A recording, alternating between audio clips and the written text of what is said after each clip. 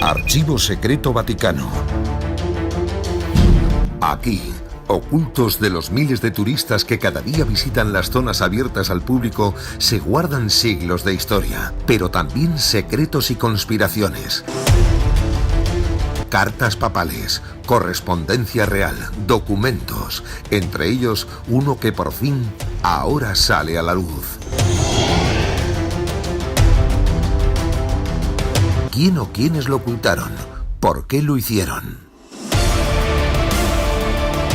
Objetivo: arrinconar para siempre al cardenal Cisneros. De haber quedado vivo Cisneros unos años más, yo creo que el panorama de España hubiera cambiado totalmente. El hombre que lo dejó todo para convertirse en fraile. El fraile que se enfrentó a su propia iglesia. El hombre que lideró una de las mayores expediciones militares de la época. Nos puede parecer quizá utópico, pero para Cisneros era la recuperación de los santos lugares de Jerusalén. Él llega a decir que el olor de la pólvora le resultaba mucho más agradable que el del incienso. Inquisidor, confesor de la reina Isabel la Católica. La gran conspiración que se trama alrededor de Cisneros es qué pasa en Castilla a partir de la muerte de Isabel la Católica. Juana la Loca no está loca, pero entre su marido y luego su padre, pues la vuelven loca y la incapacitan. Detrás de todas estas maniobras está siempre Cisneros. Él desde muy joven tiene algunas facetas, diríamos, como secretas y muy extrañas, ¿no? Su hermano Belarmino intenta matarle. Su hermano Belarmino, que era franciscano como él, en una ocasión, llevado de los celos, de la envidia, intenta matarle asfixiándole con una almohada. El hombre que pudo ser papa, el hombre que pudo ser santo. Siempre fue con el hábito franciscano. Se cuenta que cuando dormía, incluso en el arzobispado, tenía sus camas, con sus doseles, tal, pero que él sacaba un pequeño camastro de debajo de la cama, dormía ahí con su hábito y por la mañana lo escondía, deshacía la cama para hacer ver que había dormido ahí, entonces entraba al servicio. Intentaba fingir una vida de boato, de tal.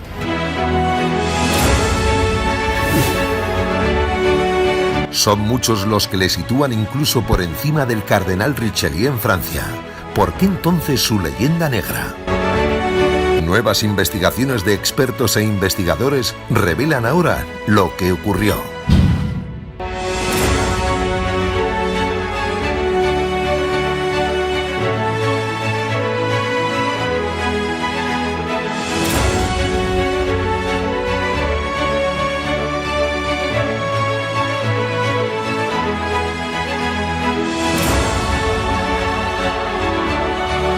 Conspiraciones, códigos ocultos, expedientes secretos. Expediente número 3180-3191.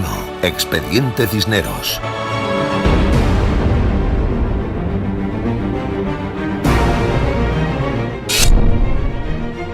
Los secretos del cardenal.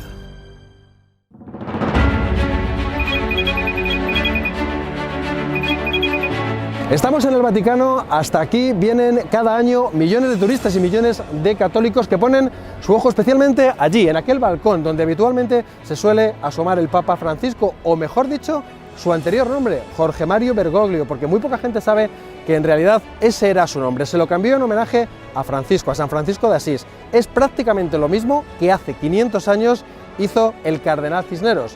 Se llamaba Gonzalo, cambió su nombre a Francisco y a partir de ahí una historia apasionante. Muchos años después llegaría ese proceso de beatificación, pero ese proceso sigue oculto aquí, tras estos muros, en el Archivo Secreto Vaticano. ¿Qué es lo que pudo ocurrir? ¿Por qué ese proceso finalmente no salió a la luz? Les proponemos que nos acompañen en este viaje apasionante por la historia del cardenal Cisneros, todos los lugares que recorrió, su legado cultural, social, político, en fin, un montón de historias que aún son muy desconocidas. ¿Quieren conocerlas? Buscamos respuestas y empezamos aquí en el Vaticano. Este es Monseñor Carballo, uno de los hombres de máxima confianza del Papa. De hecho, fue el propio Papa Francisco quien lo reclamó para la Curia Vaticana. Es el número 2 de la Congregación para los Religiosos, pero durante años ha sido ministro general de los franciscanos. Conoce muy bien la figura de Cisneros. Yo situaría al cardenal Cisneros precisamente en ese filón de querer renovar constantemente la vida franciscana. Y esto lo logró gracias ciertamente al apoyo de los monarcas de su tiempo, pero se ve que tenía una buena preparación y sobre todo mucha inquietud. En primer lugar, hombre de iglesia. También fue político y después destacaría que fue un gran humanista. No podemos olvidar, él fundó la Universidad de Alcalá. Más de 100 años después de la muerte del cardenal, la universidad intentará que el Vaticano le haga santo. ¿Por qué fracasó? Para buscar más respuestas viajamos a Burdeos, Francia.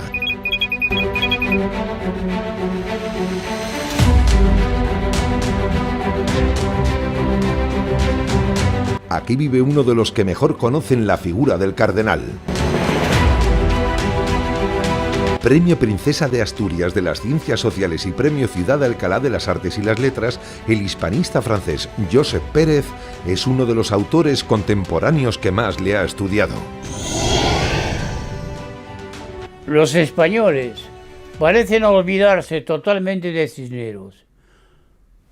Se habla de ponerlo en los altares, pero la diplomacia española no pone ningún empeño en defender aquella causa. Son escritores, autores franceses, los que se dan cuenta de la caridad de este hombre. ¿Sí? Pero si este es un hombre de Estado muy superior a Richelieu. Basta pasear por cualquier ciudad francesa, el cardenal Richelieu está presente en numerosas calles. En España, no tantas. ¿Por qué? Si se compara Richelieu con Cisneros, vemos que algunas ideas son comunes, pero lo que le falta a Richelieu es la abnegación, el desinterés, la probidad de Cisneros, que nunca trató de enriquecerse personalmente. Buscamos más respuestas de ese odio hacia Cisneros.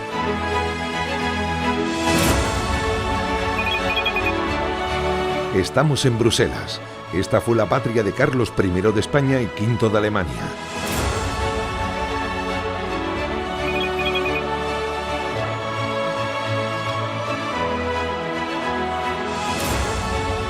Aquí también había nacido su padre, Felipe el Hermoso, conde de Flandes.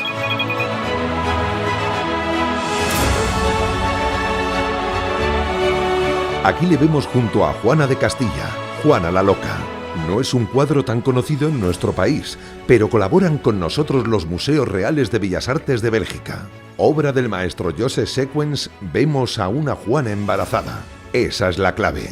Tuvieron 6 hijos. La política de matrimonios impuestos por los reyes católicos era clave para Europa. Querían imponerse a Francia, su enemigo.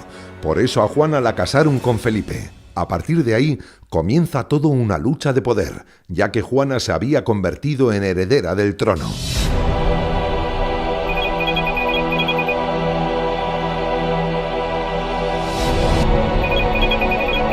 Este es el archivo de Simancas, Valladolid. Aquí se guardan muchos documentos que atestiguan que Carlos I fue realmente cruel con su madre Juana la Loca. La gran conspiración que se trama alrededor de Cisneros es qué pasa en Castilla a partir de la muerte de Isabel la Católica. Juana la Loca no está loca, pero entre su marido y luego su padre, pues la vuelven loca y la incapacitan. Llegan a firmar entre los dos un acuerdo por el que incapacitan a Juana en un momento en el que Juana está intentando encontrarse con su padre, con Fernando el Católico, y que Fernando se niega a recibirla. Él firma con Felipe la incapacidad de su hija. Detrás de todas estas maniobras está siempre Cisneros. Quien mantiene esta teoría es David Botello, guionista y escritor. Entre sus éxitos, un libro arriesgado del que es coautor, Felipe el Hermoso, Anatomía de un crimen.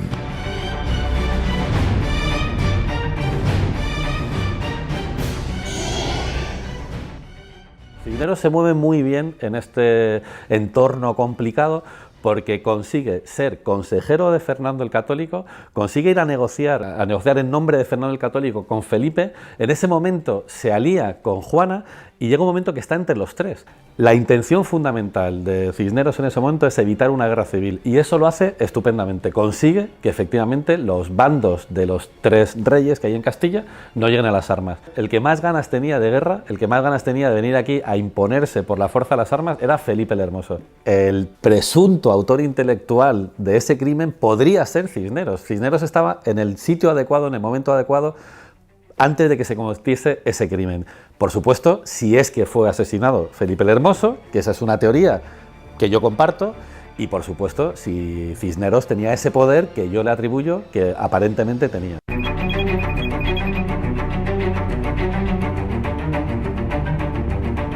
Esa noche se celebraba una fiesta en Burgos. Felipe el Hermoso había llegado a Burgos, que era una tierra hostil. La distribución de Castilla en ese momento era complicada porque había ciudades que eran partidarias de Felipe, había ciudades que eran partidarias de Juana y había ciudades que eran partidarias de Fernando. Entonces, Burgos era partidaria de Juana y en Burgos, Felipe, en una tierra hostil, muere, y muere en circunstancias muy extrañas. Por otra parte, Juana la Loca no fue esa noche a esa fiesta en donde presuntamente muere Felipe el Hermoso, porque Cisneros, que era su confesor, no se lo permite. Y los cronistas dicen, Juana no acudió a esa fiesta porque tenía ciertas sospechas. Esa noche sigue de juerga, come, cena, tiene contacto carnal con mujeres, es decir, disfruta una fiesta de sexo, drogas y rock and roll, pero del siglo XVI. ¿Y con quién se queda Juana esa noche? Con Cisneros. Es decir, Cisneros es la coartada de Juana para que nadie la involucre en esa muerte. Otra cosa sorprendente es que Felipe el Hermoso no muere inmediatamente después de beber ese vaso de agua que nos han contado todas las abuelas. Hijo mío, no bebas agua, que te va a pasar lo que a Felipe el Hermoso. Bueno, pues no muere inmediatamente después, muere 3 días después. Y el que le servía ese vaso de agua era un personaje que en ese momento estaba muy interesado en ganarse la confianza de Cisneros. ¿De verdad fue tan malvado Cisneros o simplemente luchaba por mantener vivo el deseo de la reina Isabel tras su muerte? Misterios, intrigas de palacio. Lo cierto es que otros investigadores tampoco descartan que la muerte de Cisneros fuera casual. Es probable que cuando él viaja a recibir a Carlos V, que le conocemos como Carlos V porque era rey de Alemania, cuando está llegando a Castilla, pues Cisneros sale a su encuentro. A Carlos no le interesa encontrarse con Cisneros y los nobles castellanos saben que no debe encontrarse con él porque sabe que a pesar de que tiene 80 años es un tío muy influyente, que es un tío muy honesto, que es un tío muy íntegro y que puede convencer a Carlos de ciertas cosas que a lo mejor no interesaban que le convenciese, ¿no? Y cuando llegan a Roa, pues Cisneros muere sin llegar a encontrarse con Carlos, ¿no?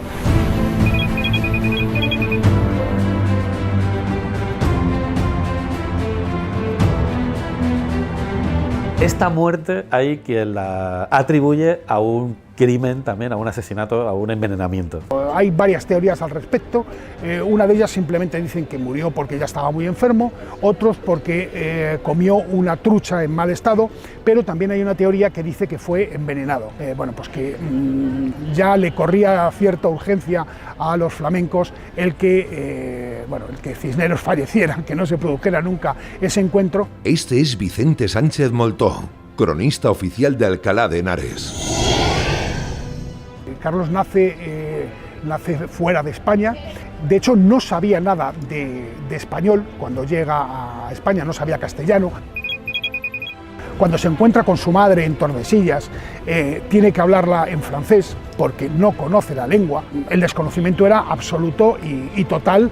Cisneros lo que pretendía era un poco ponerle, ¿no? que conociera bien el sitio en el que la corona que iba a ocupar. Quizás si se hubiera encontrado con Cisneros, se habría evitado posteriormente, en el año 1521, se habría evitado la revolución de los comuneros, la revolución de las comunidades de Castilla, ¿no? Pero las luchas de poder no cesan. Estamos en Alcalá de Henares. Nos situamos en su ayuntamiento para ver este impresionante cuadro. Propiedad del Museo del Prado, refleja una de las más famosas frases del cardenal. En cierta ocasión, por los nobles se enfrentan a él, llega un momento en el que le dicen, bueno, vamos a ver, ¿cuáles son tus poderes? ¿No? Poniéndole en duda, ¿no? Y Cisneros abre los balcones y les muestra toda una milicia que él había formado. Llegó a formar hasta 30.000 personas, 30.000 hombres, una milicia con 30.000 hombres, y pues le dijo aquella famosa frase mostrándoles a la milicia, estos son mis poderes, ¿no? Es el riesgo de ser todopoderoso. Las conspiraciones no cesan. Su hermano Belarmino intenta matarle. Su hermano Belarmino, que era franciscano como él, en una ocasión, llevado de los celos, de la envidia, intenta matarle asfixiándole con una almohada cuando estaba en su lecho durmiendo Cisneros. Y al oído del ruido, la guardia de Cisneros acude, entra en el aposento y ven que el hermano estaba intentando asesinar al cardenal Cisneros. El cardenal Cisneros le perdona. Álvaro Gómez de Castro, su primer biógrafo, cuenta que en alguna ocasión vio a Belarmino circular meditabundo, cabizbajo, amargado, pero hasta en eso demuestra a Cisneros su generosidad. Con todo el poder que tenía, perdonó ese intento de asesinato de su hermano.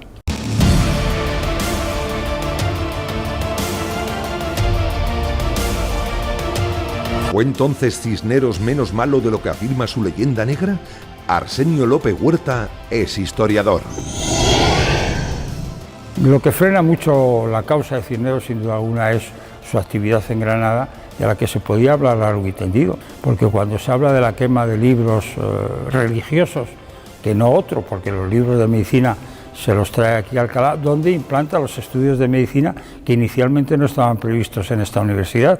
Parece ser que además muchos de los Coranes o libros religiosos islámicos son aportados por aquellos creyentes granadinos convertidos al cristianismo para hacer alarde de su nueva fe. Y lo curioso es que ningún cronista de la época, ni cristiano ni árabe, hablan de la quema de libros en Granada. Esto no quiere decir que no se produjera, quiere decir que probablemente no tuvo la importancia que se le ha dado posteriormente. Nadie sabe que cuando estaba en Granada, y que fue tan duro con eso, y que quemó, hizo toda una pira para quemar los libros de los Coranes y demás, se puso gravísimo a punto de morir. Y entonces llamaron a una bruja curandera mora, árabe, y la mora fue la que la curó. El cardenal Cisneros, un simple fraile que alcanzó tal poder que ni él mismo imaginó. Tanto que también se le ha llamado el Tercer Rey, título del último libro de este hombre. Pedro Miguel Lamet, jesuita, periodista y teólogo, conoce un gran número de secretos de Cisneros. Tiene algunas facetas, diríamos, como secretas. Él tenía una gran afición a las mujeres videntes, ¿no? Al principio de su trabajo como visitador y como reformador de la orden de los franciscanos, pues él fue por el camino de Andalucía y llegó hasta Gibraltar. Una de las primeras videntes con las que se encuentra es en el campo de Gibraltar, yendo a Andalucía con el burrito, con Benitillo, con Francisco Ramírez, que es de algún modo el personaje que le acompaña, y delante del peñón de Gibraltar dijo: ¡ay, si yo pudiera morir mártir defendiendo la fe en África y demás! Y entonces al día siguiente va a visitar a una bruja, una vidente, que se llamaba La Cuerva porque vestía de negro. Pues la vidente le dice: mira, usted va a ser un personaje mucho más importante que todo eso, porque va a poder gobernar en España. Claro, eso es una de las, diríamos, premoniciones que tiene y que le cambia un poco la vida, ¿no?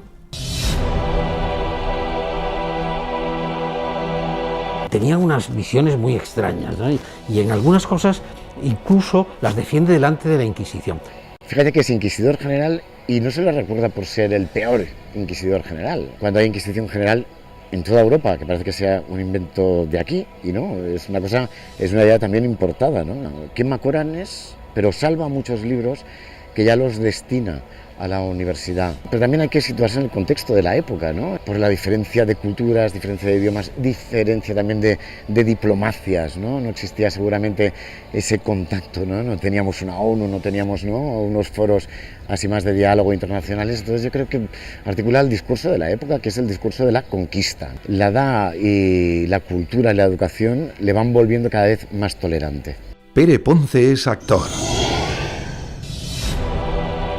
Ha trabajado en numerosas series, películas y obras de teatro. En su última obra da vida a un Cisneros muy particular. Para empaparse del personaje no solo ha leído libros y más libros del cardenal, le acompañamos en su visita a uno de los conventos que fundó Cisneros en Alcalá de Henares. De forma excepcional, las hermanas clarisas abren los numerosos cerrojos de su clausura. Permiten que durante unas horas pueda convivir con ellas para estudiar mejor el personaje. Buenos días. ¿Qué tal? ¿Cómo estamos? Aquí custodian valiosos objetos personales del cardenal, desde su testamento original a un báculo nazarí propiedad del último rey nazarí de Granada.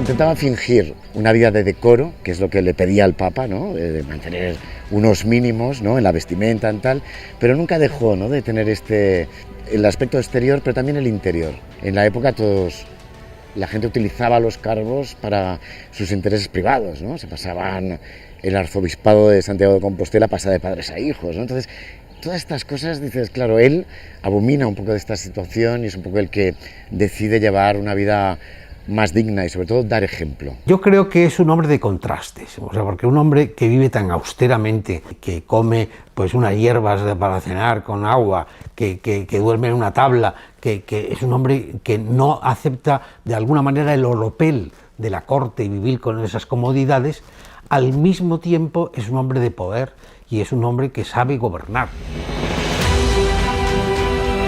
Podría llevar una carrera eclesiástica normal, pero cuando cumple 50 años, no se sabe por qué, pero lo deja todo. Se retira a un convento en el ala más austera, la más espiritual, que es el ala de la observancia. Entonces, en ese camino de austeridad es un camino que adoptará durante toda su vida, que no le abandonará. Sí que es verdad que esto le debió gustar a la reina, le debió fascinar porque le nombra para algo mayor. La reina cree que entre los que no ambicionan los cargos es donde hay que buscar a los que lo merecen. ¿Por qué le llamó la reina para ser su confesor primero y el arzobispo de Toledo después? Probablemente por indicación del cardenal Mendoza, que tenía una gran influencia sobre la reina. Si usted nombra a un grande de España, todos los demás se van a enfadar. En cambio, con este hombre, que es un fraile, un hombre de gran probidad intelectual y de gran rigor, no tendrá ningún problema. Isabel la Católica se fijó en Cisneros y le eligió como confesor después de la toma de Granada. Bueno, pues lo primero que hizo Cisneros fue intentar escaquearse. Isabel la Católica tuvo que echar mano del cardenal Mendoza para que convenciese a Cisneros a aceptar el cargo de confesor real. El segundo gran momento de rechazo de un cargo público es cuando Isabel la Católica le nombra arzobispo de Toledo, que era uno de los cargos más importantes de la Iglesia de Castilla. En ese momento, Cisneros, por supuesto, se niega y entonces Isabel ya no recurre al tercer rey de España, sino que recurre directamente al Papa para que le mande una carta diciendo que tiene que aceptar el cargo de arzobispo de Toledo. Cisneros se pliega a su voto de obediencia al Papa y entonces la primera vez que aparece con todo el boato cardenalicio se ha cortado la parte baja de su traje y debajo se ve el hábito franciscano y las sandalias que le acompañaron toda su vida. Bueno, muy reticente, porque duerme en conventos cercanos, no está en palacio, va y viene, sigue pidiendo limosnas por los pueblos, ¿no?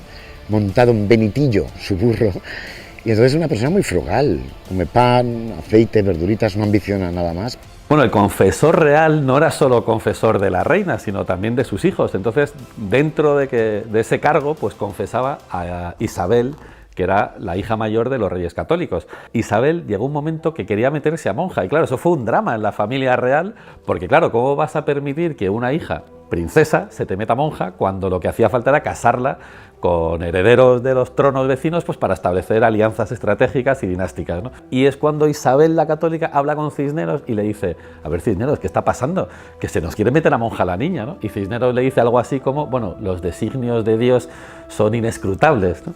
Entonces Isabel le dice que, bueno, que es probable que en esos designios de Dios esté casar a Isabel con el rey de Portugal, que era Manuel. Por supuesto, Isabelita no se metió a monja porque acabó casándose con Manuel de Portugal. Nos situamos en Toledo, la gran ciudad del poder, de los arzobispos. Esta es la catedral.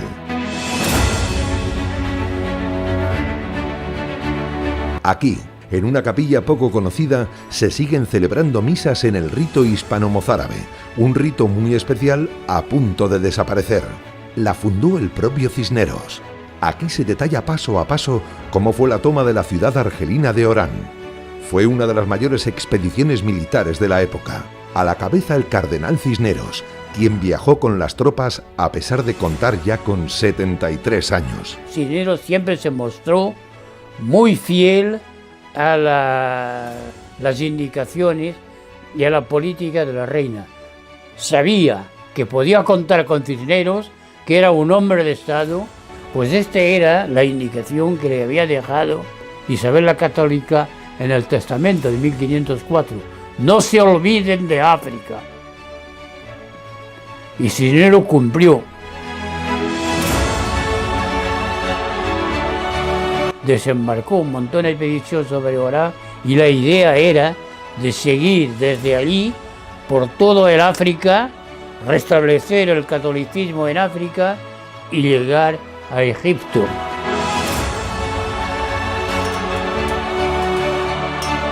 Nos puede parecer quizá utópico, pero para Cisneros era la recuperación de los santos lugares de Jerusalén. Él llega a decir que el olor de la pólvora le resultaba mucho más agradable que el del incienso. Recuperar el espíritu de las cruzadas, eso es lo que pretendía Cisneros.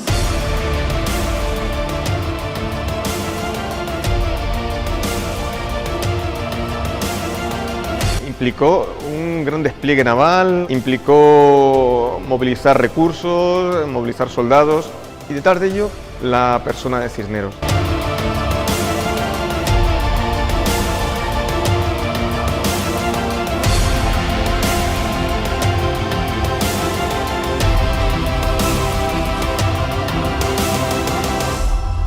Miguel Ángel Dionisio es historiador y teólogo.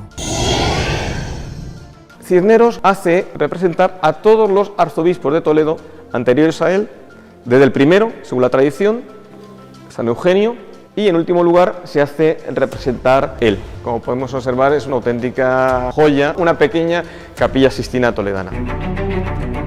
Pero incluso las pinturas guardan secretos y reflejan las luchas de poder. De un lado, Cisneros y Mendoza, su mentor. Del otro, mirando justo al lado contrario, Carrillo, su enemigo. Una muestra de esta oposición puede ser, no sé, quizá de modo anecdótico y curioso, que ambos arzobispos miran cada uno para un lado en la representación que Juan de Borgoña hizo de los antecesores del cardenal Cisneros. Secretos que pocos conocemos y en los que casi nunca se fijan los miles de turistas que pasan por aquí cada día. Lo mismo ocurre con este balcón semi-escondido. Situado en la parte superior de la catedral, desde aquí podía oír misa la reina y observar quién estaba presente. Aquella puerta que encontramos al fondo da acceso a esas dependencias y que están situadas sobre la bóveda de una de las naves laterales de la catedral. A solo unos metros de la catedral se encuentra el archivo diocesano. Aquí también se guardan numerosos documentos de los arzobispos de Toledo. Están custodiados con estrictas medidas de seguridad y a una temperatura constante.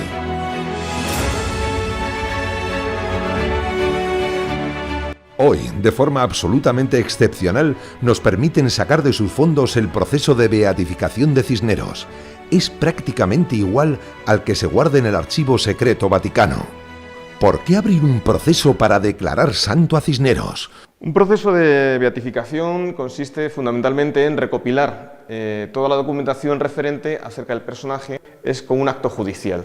Y al final hay que sopesar si los informes positivos son más y de mayor calidad que los negativos.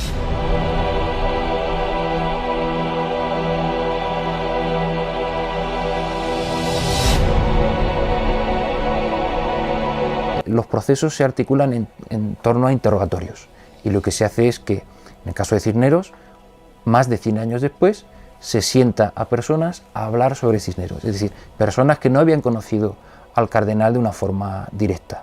Pues se me ocurre, por ejemplo, en Madrid testifican como testigos Lope de Vega, Quevedo, Gil González Dávila, es decir, personas cualificadas como hombres de letras, incluso historiadores, para hablar sobre Cisneros. Nuevas investigaciones como las de este joven han permitido sacar a la luz ese proceso de beatificación oculto durante siglos en Roma. Tras conseguir un permiso especial para el Archivo Secreto Vaticano, ha podido estudiar ese proceso. Es José Manuel Marchal.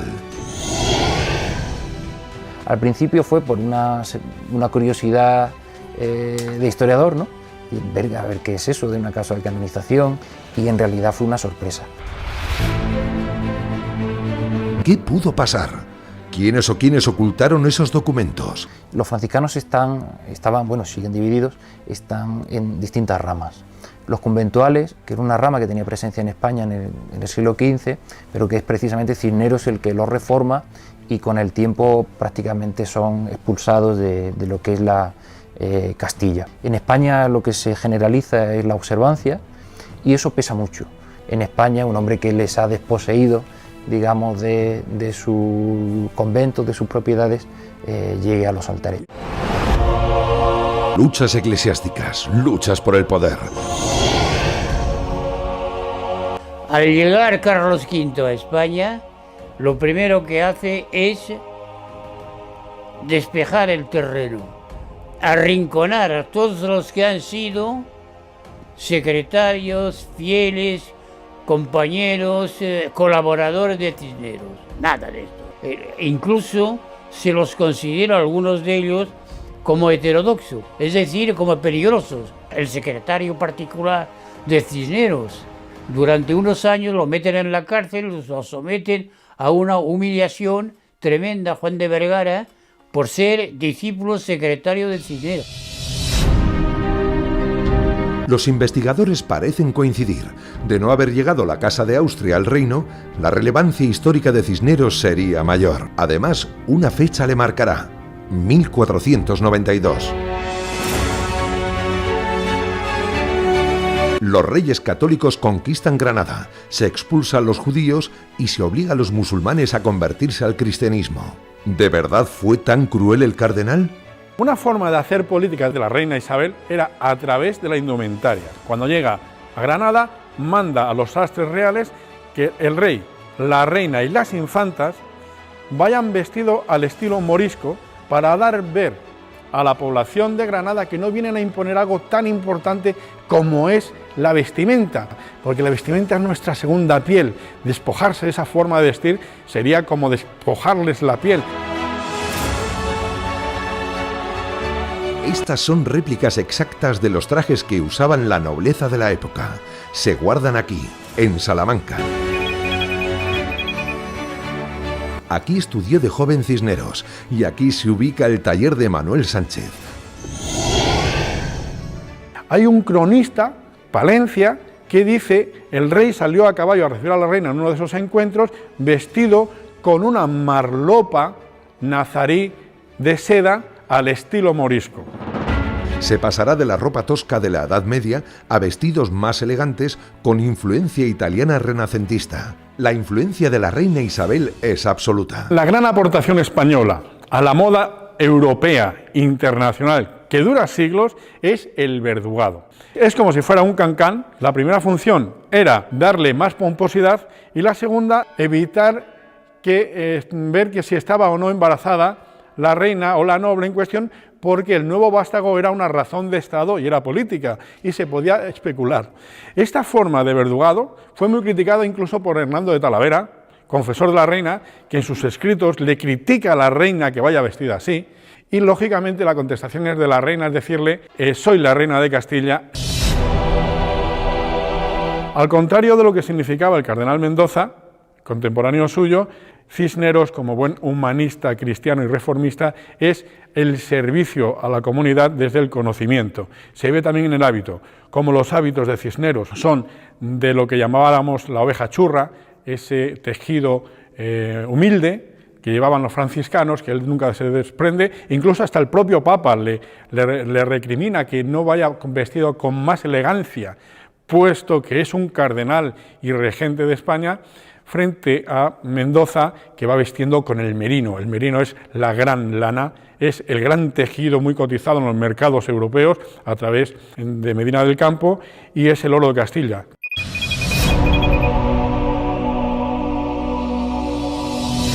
Tanto es así que estaba prohibido sacar una oveja merina sin decreto real, so pena de muerte, porque era un paño y un vellón, y sigue siendo el mejor vellón de lana. Mendoza y Cisneros. Fue precisamente el cardenal Mendoza quien acogería en Sigüenza a un Cisneros que acaba de salir de prisión. Le habían encarcelado por otra lucha de poder.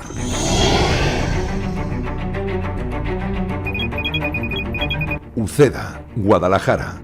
Al intentar tomar posesión de su arciprestazgo, se encuentra con la oposición del arzobispo Carrillo de Acuña. Este ya tenía reservado el puesto para un familiar suyo. No dudó en quitárselo de en medio. Ordenó su prisión, primero en Uceda, y posteriormente estaría preso aquí, en Santorcaz.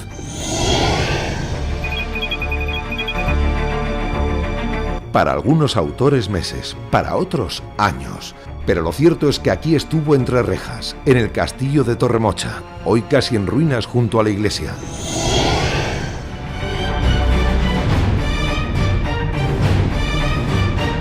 De la cárcel lo sacó el cardenal Mendoza y le trajo a la ciudad de Sigüenza, donde estamos en su plaza mayor. Quien lo conoce bien es la cronista oficial de la ciudad, Pilar Martínez Taboada. Catedral de Sigüenza.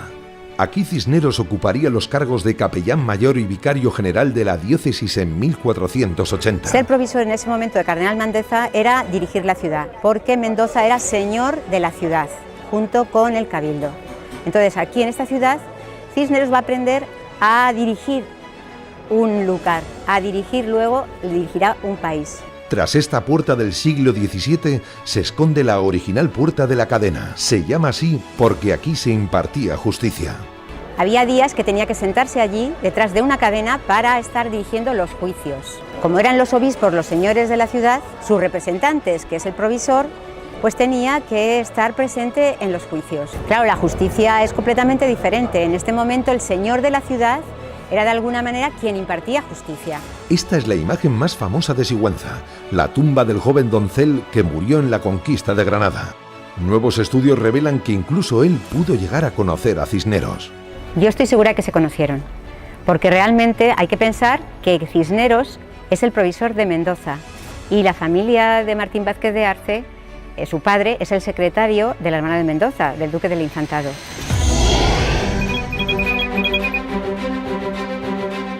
Realmente Mendoza en Sigüenza solamente vino 4 veces, porque el resto del tiempo estaba o en su casa, o en Toledo, o en el Infantado, que es donde se estaba formando toda su familia como humanistas.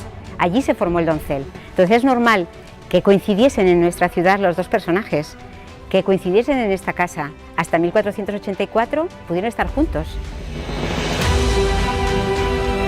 Si se conocieron o no, seguirá siendo un misterio. Como también por qué Cisneros de repente en 1484, cuando tenía todo el poder de Sigüenza, decidió dejarlo todo. Los grandes historiadores pretenden saber cuál fue el fondo de esa crisis y él se retiró, se hizo franciscano observante y se retiró a la Salceda.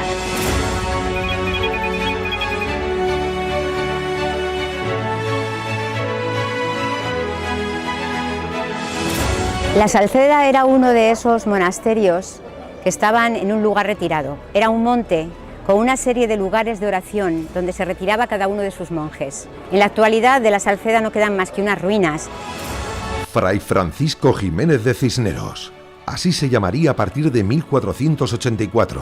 Decidió llamarse así en homenaje a San Francisco de Asís, fundador de los franciscanos, como haría posteriormente el actual Papa.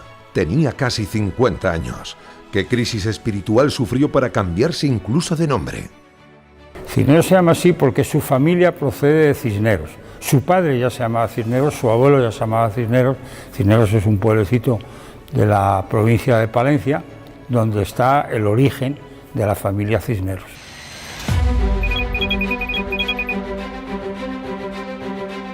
Pero Gonzalo Jiménez de Cisneros, que así le habían llamado sus padres, nació finalmente aquí en Torrelaguna, muy cerca de Alcalá de Henares.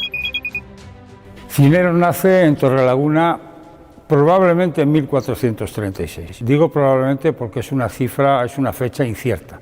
Los primeros años de la vida de Cisneros, incluso hasta su llegada a Roma, son años de oscuridad. Y se conoce sobre todo lo de su estancia en Roma porque en el camino, en la parte francesa, cerca de Aix-en-Provence, en compañía de un par de amigos, compañeros de estudios de Salamanca, son asaltados por unos ladrones y estos amigos tienen que socorrerle para poder continuar su viaje. De su infancia prácticamente no sabemos nada, más que estudió sus primeros cursos en Torrelaguna y posteriormente se fue formando en otras ciudades castellanas. Este es Jorge Benito, historiador de Torrelaguna.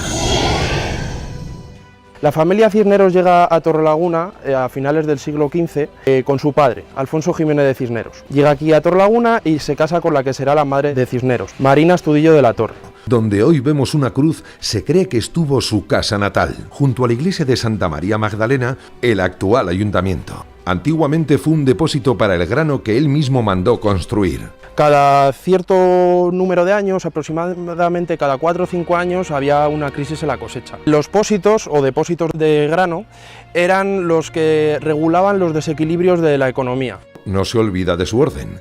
Levanta el convento franciscano de la Madre de Dios, de la que hoy solo queda su espadaña. Uno de los motivos por los que quiso fundar este convento fue para albergar allí el mausoleo familiar, para trasladar los restos mortales de su padre, que se encontraban en el monasterio de San Antonio de la Cabrera, y los restos mortales también de su madre. A partir de entonces, el resto de la casa Cisneros tendrían intención de enterrarse en la iglesia, en la capilla de este convento franciscano. Lo que queda es la lápida del padre del cardenal Cisneros, don Alfonso Jiménez de Cisneros. Fue traída a esta parroquia gracias a la donación de un vecino de la localidad, porque en la demolición que hubo de la casa, de su vivienda, se encontró con que algunos materiales del convento de la Madre de Dios, hoy desgraciadamente en ruinas, fueron aprovechados para muchas viviendas como elemento constructivo.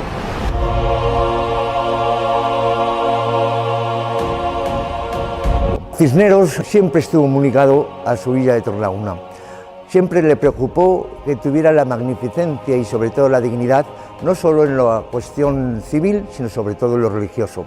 Él aprovecha la ocasión para terminar las obras de la iglesia con una portada principal dedicada a San Ildefonso.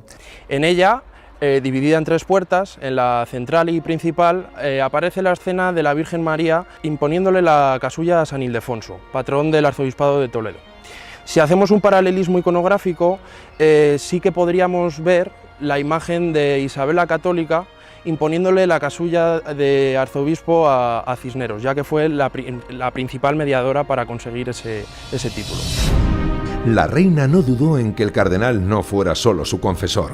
Poco a poco también la guiará en la política del reino. Tras el descubrimiento de América, será precisamente el cardenal una de las figuras claves para la evangelización y la conversión al cristianismo de muchos americanos. Todavía hoy, en México, se conocen los franciscanos como los primeros evangelizadores. Allí se nos llama los 12 apóstoles, a los primeros que fueron. Y cuando se ve el hábito franciscano, pues los niños y no niños corren para besar el cordón. Y aquí quisiera decir que muchas veces la evangelización de América se confunde con la colonización. Los grandes defensores de los indios en aquel momento fueron los religiosos, concretamente los franciscanos. ¿Por qué entonces ese olvido desde las altas esferas? ¿Por qué nunca llegó a ser santo si tenía muchos más méritos e influencias que otros? La monarquía no consiguió que el Papa hiciera santos a las 2 personas en las que tenía más interés, Isabel la Católica por una parte y el cardenal Cisneros por otra. Antonio Alvar es catedrático de Filología Latina de la Universidad de Alcalá, la universidad que fundó Cisneros. Es el momento en que se han hecho santos a Santa Teresa de Jesús, a San Juan de la Cruz, a San Ignacio Loyola, muchos santos. Eso daba mucho prestigio a la monarquía católica, ¿no? De hecho, la universidad estaba tan absolutamente convencida de que Cisneros acabaría siendo santo que construye este patio y sitúa al cardenal Cisneros en esta imagen que tenemos aquí, enfrente de un santo que ya sí que tenía la Universidad de Alcalá, Santo Tomás de Villanueva. Es decir, se le da el mismo estatus, el mismo nivel al cardenal fundador, que no es santo, que a Santo Tomás de Villanueva, que ya sí que lo es. Y en la imagen que se representa del cardenal, se le representa, bueno, pues con los que se supone fueron sus milagros. El sol, que representa el milagro que se cuenta ocurrió cuando la toma de Orán, se acababa el día, Orán no había sido tomado, y se cuenta que Cisneros le pidió al sol que esperara a tomar Orán antes de ponerse, y entonces el sol se detuvo y Cisneros pudo tomar la ciudad de Orán. Es la representación del poder. El gran gobernante tiene que serlo también en su manifestación externa. Por ese motivo, los papas tienen ese simbolismo heredado de los emperadores romanos. Bueno, pues esto es lo que está haciendo también la Universidad de Alcalá. Está haciendo eso que llamaríamos hoy marketing, ¿no? Pero el profesor va mucho más allá. Sus investigaciones parecen demostrar que aquí también se ocultaron mensajes secretos. Esta es una inscripción que no se había leído, estaba muy deteriorada por la acción del tiempo, por el frío, por el sol, y ahí lo que se dice, pura y simplemente, parece que comienza ahí, en ese lado del patio, pone amén. Y si miramos allí, lo que se ve es te amo. Y si miramos la imagen de Santo Tomás de Villanueva, el verbo amar.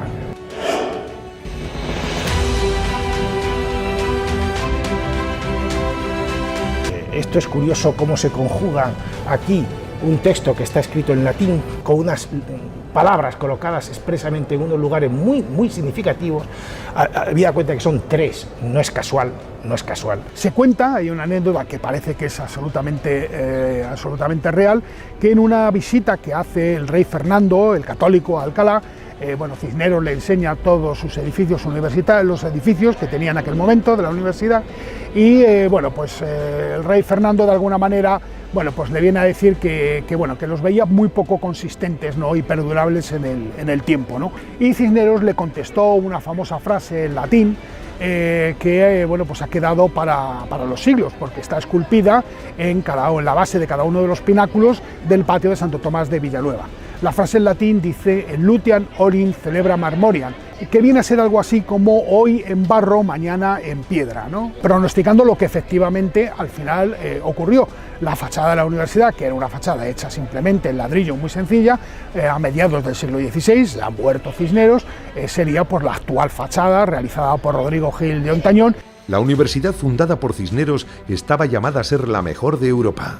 Cisneros puso muchísimo empeño en traer al que él consideraba uno de los mejores profesores de la Universidad de Salamanca, que era Antonio de Nebrija. Le preguntaba siempre por la ventana a su mujer que qué tal estaba el maestro, porque el maestro tenía, no le gustaba mucho el vino, y entonces él se preocupaba mucho de que, porque estuviera en buenas condiciones para dar clase, ¿no? Por ejemplo, él quiere traerse a Erasmo de Rotterdam, que era uno de los grandes cerebros de la época. De origen judío, le cuesta venir y no quiere venir. También invita a venirse a Luis Vives. Luis Vives, a quien la Inquisición había desenterrado a sus padres judíos en Valencia y había quemado los cadáveres, encuentra pocos motivos que le tranquilicen por su llegada a España, pero Cisneros trae aquí a lo mejor, es decir, eso que entendemos hoy como fuga de cerebros.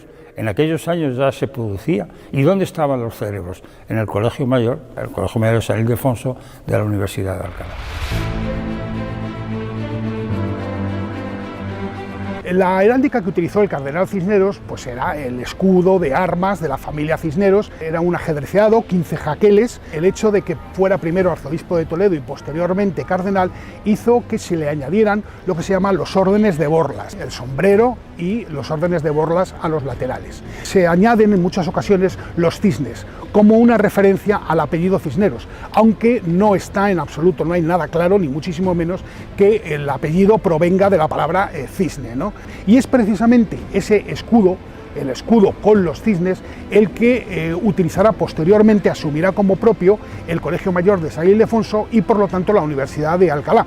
Él dijo que de las cosas que más orgulloso se sentía era la fundación de la Universidad de Alcalá. ¿Por qué? Porque lo que él quería era hacer una universidad moderna, innovadora, incorporar a científicos extranjeros a la universidad, sin distinción de ideologías, más allá incluso de los conflictos religiosos, que era evidente que eran muy importantes en ese momento en España, ¿no? Los libros que salva son los libros científicos, escritos en árabe, y Cisneros era cardenal, fraile franciscano, evidentemente no podía compartir los principios del Islam. Sin embargo, no tiene ningún problema en respetar la ciencia que otra civilización, otra cultura había hecho. Esta fue otra de sus obras cumbre, la Biblia Políglota Complutense, una Biblia en griego, latín, hebreo y arameo. Todo un alarde tipográfico para el que se tardaron 15 años hasta que se pudo completar.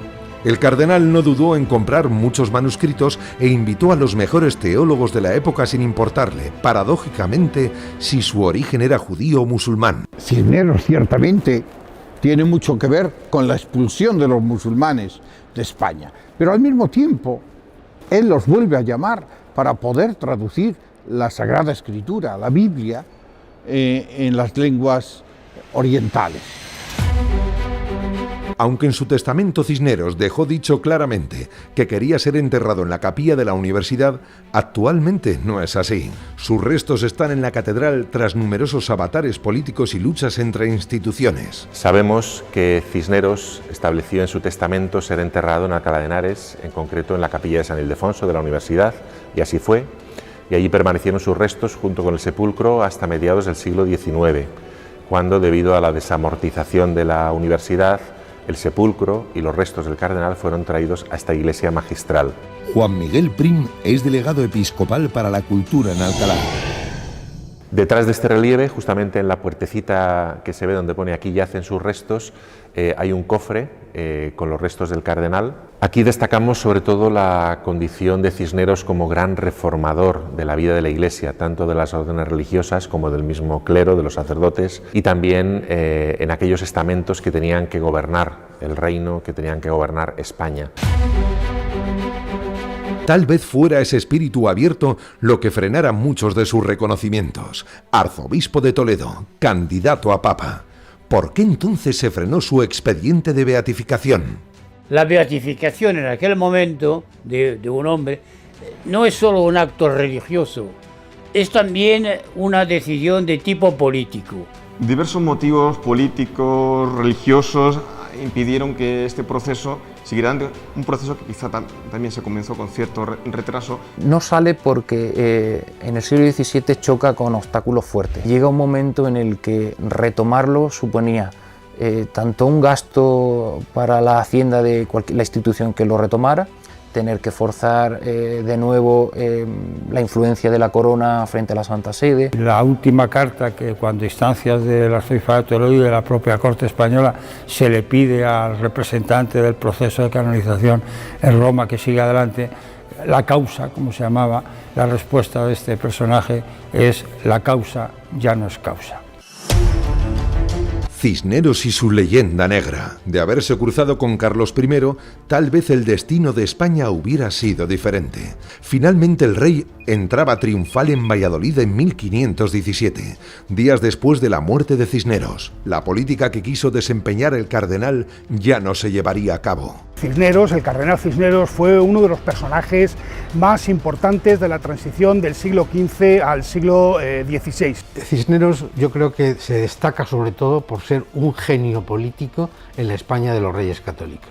Un hombre fundamental, arzobispo de Toledo, cardenal, primado de España, reformador de las órdenes religiosas. Un profundo reformador tanto de la política del Reino de Castilla como de la Iglesia. Seguramente gracias a sus reformas el luteranismo no triunfa en España, y fue un hombre que supo entender por dónde iban los aires y por dónde iban los vientos en su época. Es un hombre que siempre hizo lo que debía de hacer. Cisneros, luces y sombras, pero pocos saben que parte de su legado y sus reformas permanecen en el siglo XXI. Fue él quien reformó al clero para que estudiaran y fueran cultos. Fue él quien impulsó planes de pensiones similares a los que tenemos en la actualidad. Además, gracias a él, tenemos 2 apellidos en España. Hasta entonces no se inscribían los nombres de los recién nacidos en el registro civil. Pocos saben que con él se incluyó el arma de artillería dentro del ejército. Así fue la vida oculta y no contada del cardenal Cisneros. En un mundo de ambiciones, se puede decir que es un político que consiguió ser no corrupto, es decir, un hombre honesto. El hombre que ponía todo su empeño en defender lo que los romanos llamaban la res pública y que él llamaba el bien común. Cisneros dice una frase que me parece brutal. Dice, el reino no es del rey, sino de la comunidad. Inquisidor y hombre de mente abierta al mismo tiempo. Hombre todopoderoso, pero también fraile sencillo. Contradicciones todas ellas que quién sabe si pudieron conllevar que nunca le hicieran santo. Un proceso que está en Roma, un proceso que está dormido, pero quién sabe. Podemos augurar que en un futuro no muy lejano pues se pudiera reabrir su causa y ciertamente pudiera continuarse reconociendo los méritos de este hombre de Iglesia y de este hombre de Estado. Su expediente, el proceso número 3180-3191, seguirá aquí, oculto para siempre en el Archivo Secreto Vaticano.